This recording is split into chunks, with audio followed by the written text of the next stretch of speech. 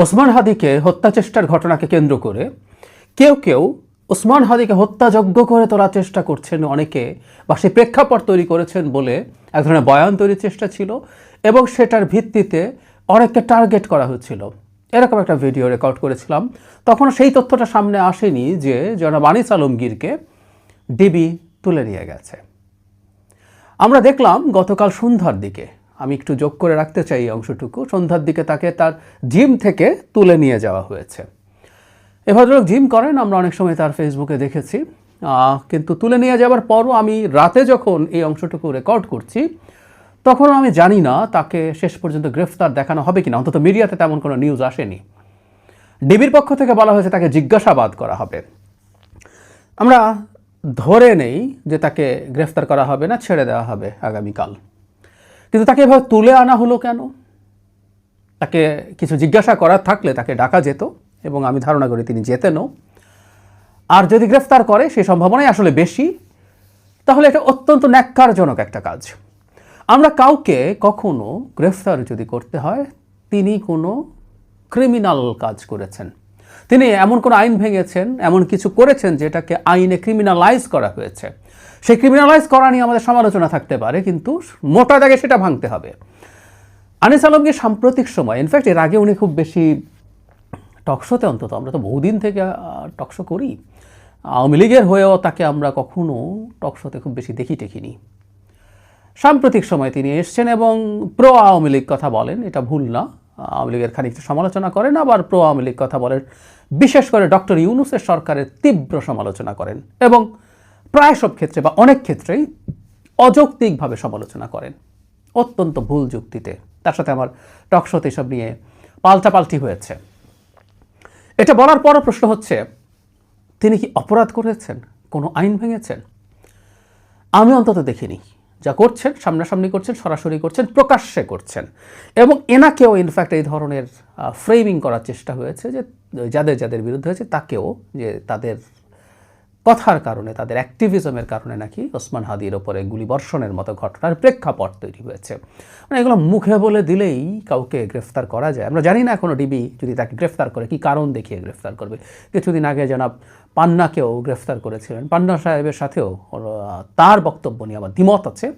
তিনি যেভাবে আওয়ামী লীগকে ডিফেন্ড করেন অনেক ক্ষেত্রেই আমার কাছে অযৌক্তিক মনে হয়। কিন্তু তারপরও তিনি কি কোনো অপরাধ করেছিলেন?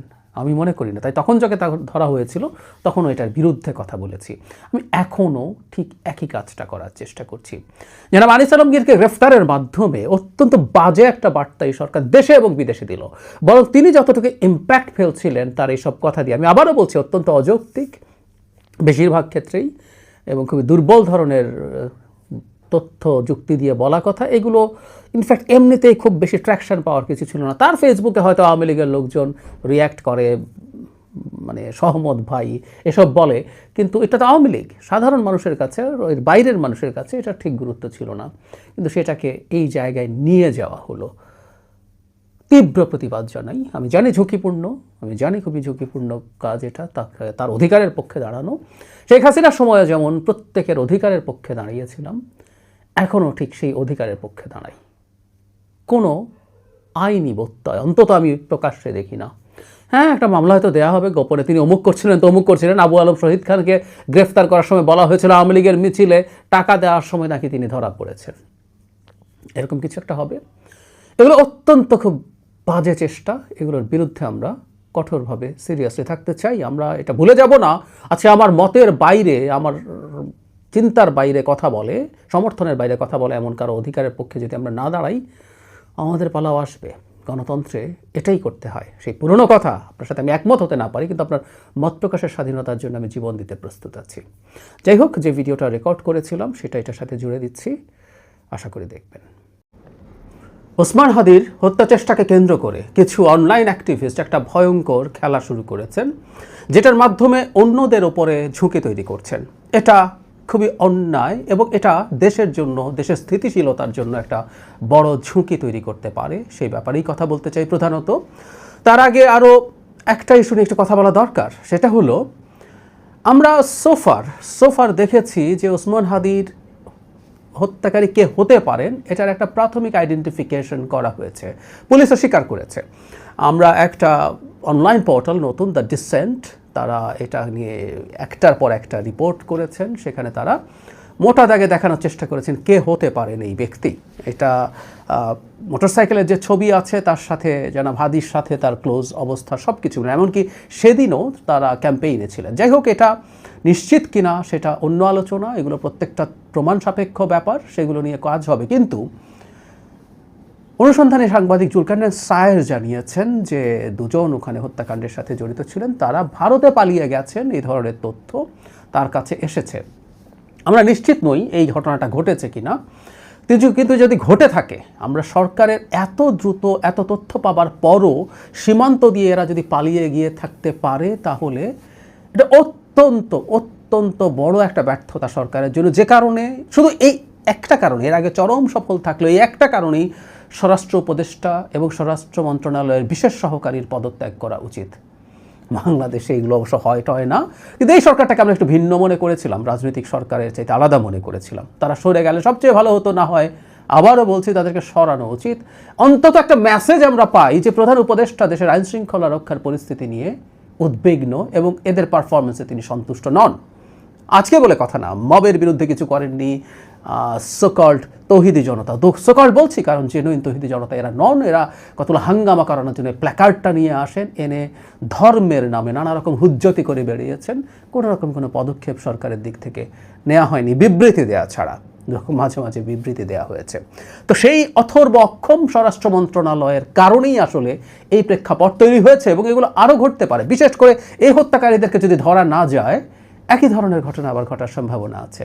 আমরা এর মধ্যেই দেখেছি শরীফ ওসমান হাদিকে হামলার ঘটনায় প্রতিবাদ করে বাড়ি ফেরার সময় আবার হামলার শিকার হয়েছেন এমন মানুষজন আছে। সুতরাং প্রত্যেকে ঝুঁকির মধ্যে পড়ছেন। এখন আরেকটা নতুন ফেনোমেনন হয়েছে, যেটা নিয়ে আসলে মূলত কথা বলতে চাই, সেটা হচ্ছে দেশের অন্যদেরকেও এটার জন্য দায়ী করে এক পক্ষ আরেক পক্ষের উপরে দায় চাপানোর চেষ্টা করছেন।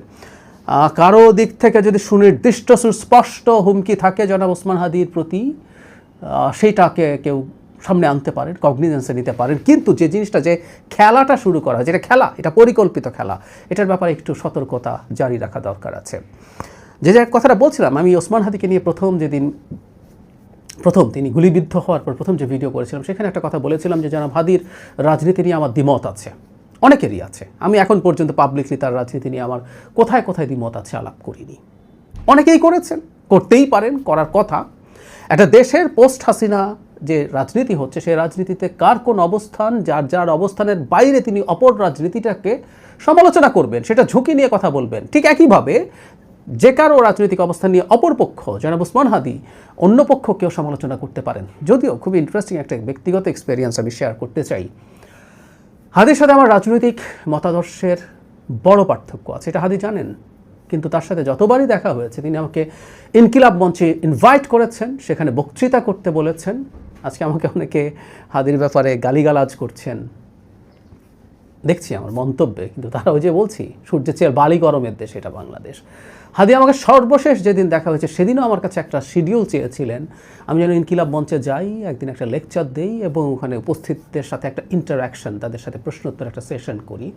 এই ব্যাপারে তিনি আমাকে অনুরোধ করেছেন, বলেছেন যে আমার রাজনৈতিক মতাদর্শ আর তারটা একই না, তারপরে তিনি সব রকম মতাদর্শের মানুষকে রাখতে চান ইনকিলাব মঞ্চে, কথা বলতে চান।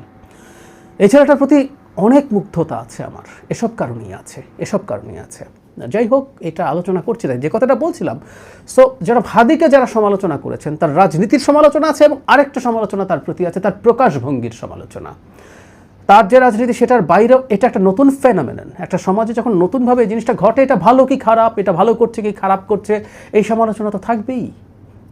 আমরা যদি গণতন্ত্রের কথা বলি, এই সমালোচনার অধিকার কেন থাকবে না? থাকতে হবে, এটা খুব স্বাভাবিক। কিন্তু যারা এগুলো একটা সময় পাবলিকলি সমালোচনাগুলো করেছেন, বা জনাব হাদি মাঝে মাঝেই বিভিন্ন জায়গায় দলবল নিয়ে হাজির হয়েছেন, এই প্রসঙ্গে তিনি মবুশকে দিচ্ছেন কিনা এই ধরনের আলাপ করা হয়েছে। ইভেন জনাব হাদিরও এক ধরনের স্বীকারোক্তি আছে, এ ধরনের ভিডিও পাওয়া যায়।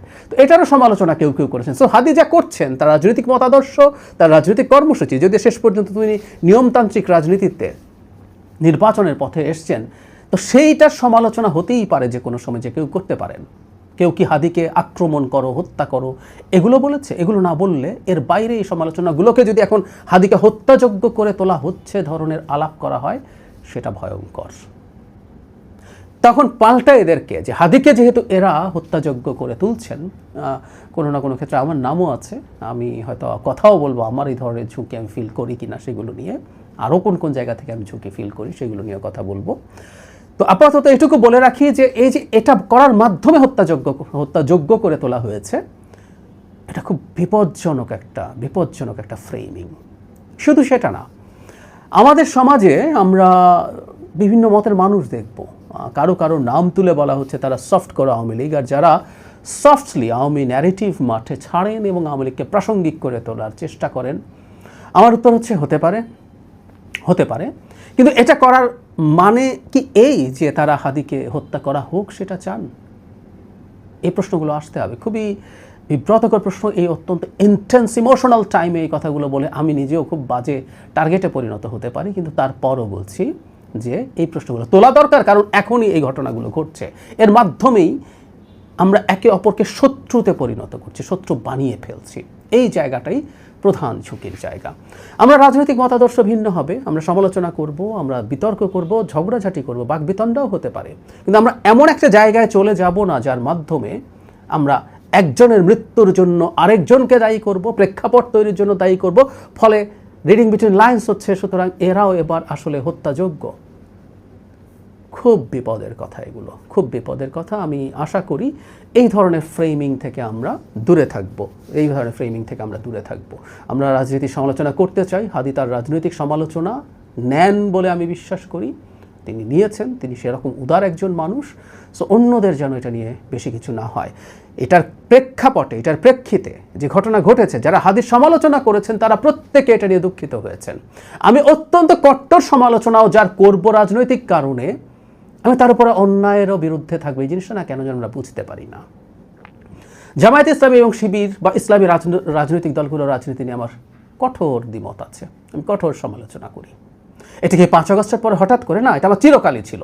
কিন্তু জামায়াত এবং শিবির যখন মজলুম ছিল, যাদের উপরে যখন অত্যাচার হয়েছে, অবিচার হয়েছে, শেখ হাসিনা নানা রকম নিপীড়ন চালিয়েছে, তার মানবাধিকার লঙ্ঘন করেছে, রাজনৈতিক অধিকার লঙ্ঘন করেছে, খুব স্পষ্টভাবে ভোকাল ছিলাম আমি। অনেকে হঠাৎ করে আজকে এসে মনে করেন এতদিন কোথায় ছিলেন, একটু খোঁজটোজ নিয়ে দেখবেন জামাত এবং শিবিরের উপরে অন্যায় নিয়ে কতভাবে কথা বলেছে। আবারও বলবো, তার মানে এই কথাটাই বোঝাতে চাইছি যে একটা মানুষের রাজনীতির আমি কট্টর সমালোচক হতে পারি, কিন্তু তার যে কোনো অধিকার হরণের বিপক্ষে আমরা দাঁড়াই। আর যদি সেটা জীবনের অধিকার হয়, বেঁচে থাকার অধিকার হয়, তার বিরুদ্ধে তো দাঁড়াবই। সুতরাং ওসমান হাদির প্রকাশভঙ্গি, তিনি রাজনীতিতে প্রচুর স্ল্যাং ব্যবহার করেছেন, বাংলাদেশের রাজনীতিতে প্রকাশ্যভাবে স্ল্যাং ব্যবহার, হয়তো তিনিই পুরোধা। কোনো একদিন সময় হয়তো বিচার করবে এটার কি আছে, কিন্তু আজকের দিনে এটা নিয়ে ডিবেট হতে পারে। কেউ এটার পক্ষে সাফাই গাইছেন এটার সাবালটার্নের এক ধরনের ভয়েস কিনা, যে এতদিন ভয়েসলেস ছিল, সে একজন অত্যাচারীর বিরুদ্ধে ভাবে কথা বলবে কিনা, করুন। আবার কেউ যদি পছন্দ না করেন, সেটা তার অধিকার আছে। সারা পৃথিবীতে রাইটিস্ট পপুলিস্ট যে ডেমাগগরা মাথায় চাড়া দিচ্ছেন, তাদের রাজনীতিতে স্ল্যাং থাকে, না থাকলেও তীব্র আক্রমণাত্মক ভাষা থাকে, সেগুলোর বিরুদ্ধে একজন লিবারেল ডেমোক্র্যাট এটার প্রতিবাদ করতেই পারেন। এই আলোচনাগুলো সমাজে জারি থাকবে। এর মানে এই না কেউ চাইছেন হাদিকে হত্যা করা দূরে থাকুক, তাকে শারীরিকভাবে লাঞ্ছিত করা হোক।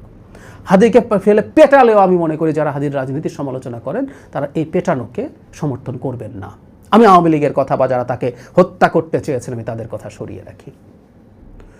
সুতরাং প্লিজ আমরা এই বিপজ্জনক খেলায় যেন না নামি, এতে আমাদের কারো জন্য ভালো কিছু হবে না। যেটা এই দেশকে অস্থিতিশীল করলে যাদের লাভ হয় তারা এই চেষ্টা করছেন, এই চেষ্টা থেকে আমরা দূরে সরে থাকার চেষ্টা করা উচিত হবে। কোনোভাবে আমরা তাদের খেলার ঘুঁটি যেন না হয়ে ওঠে।